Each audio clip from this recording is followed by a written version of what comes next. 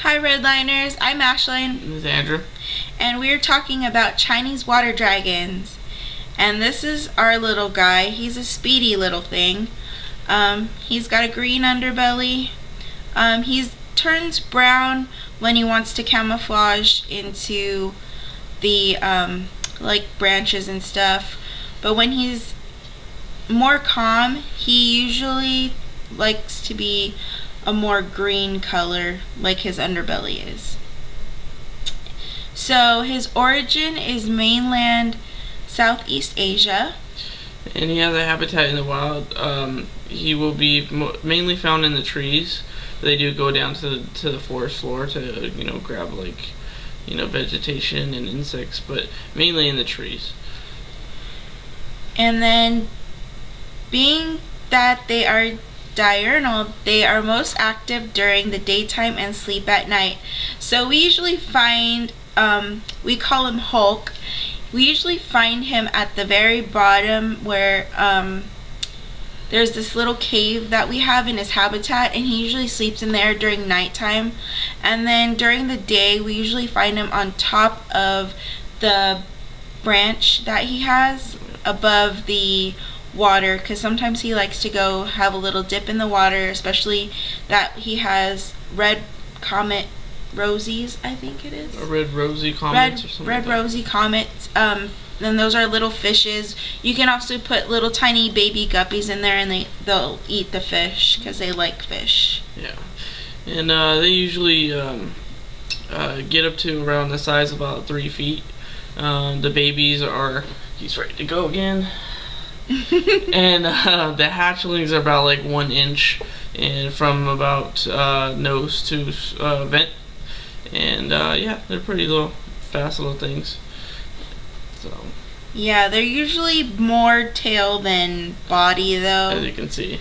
He's more tail. Oh, there you go. There it is.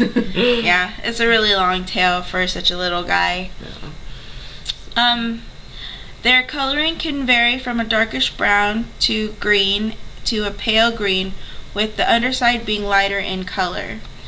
And we kind of talked about his color a little bit. A lot of them vary in different colors as well. They're not all the same. So if you are planning to get a Chinese water dragon, just know that they are different in their own unique way. Yeah, and if you plan on getting one, you make sure that, because like I said, you can get up to 3 feet. So make sure that you get a really sizable enclosure. Maybe, at least double the size of what he's going to be, so about 6 feet. And to make sure he has a lot of horizontal room so he can climb and into the trees and, hide and have a nice, hot spot as well. So. Let's see. Substrates. They usually use orchid bark, sterile soil, cypress mulch, or a combination of 1 part sand and 2 part soil.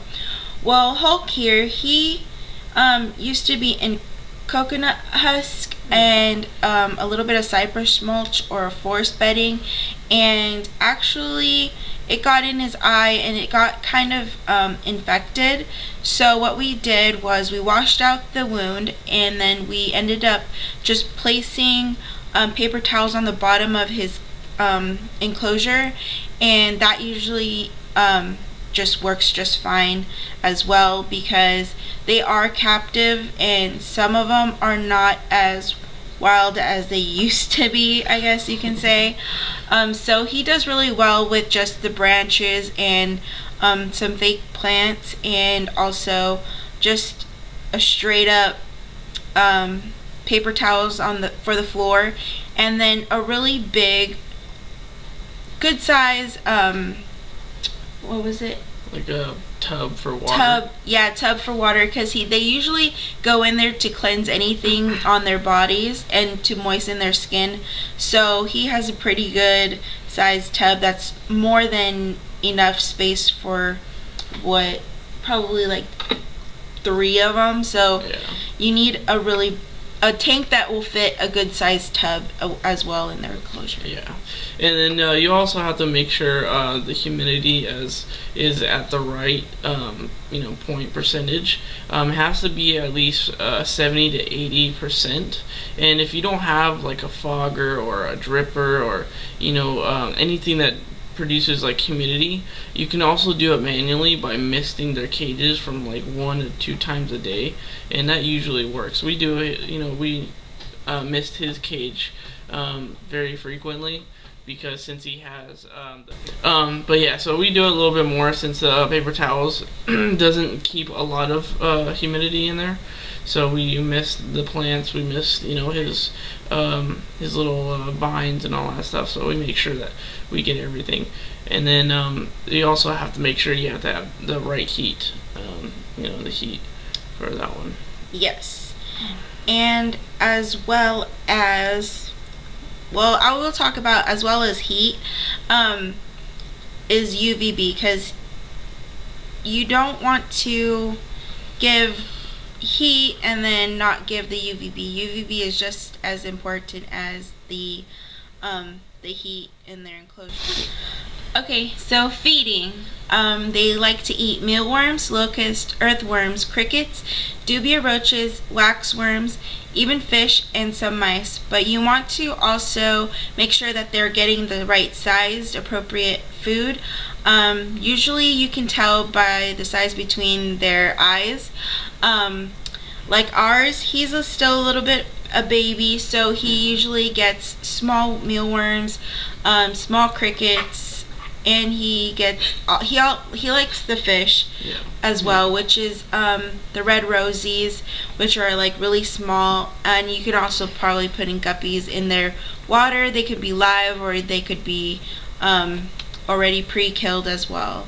So yeah, so that's about it. The Chinese water dragons are really really awesome pets. They very docile.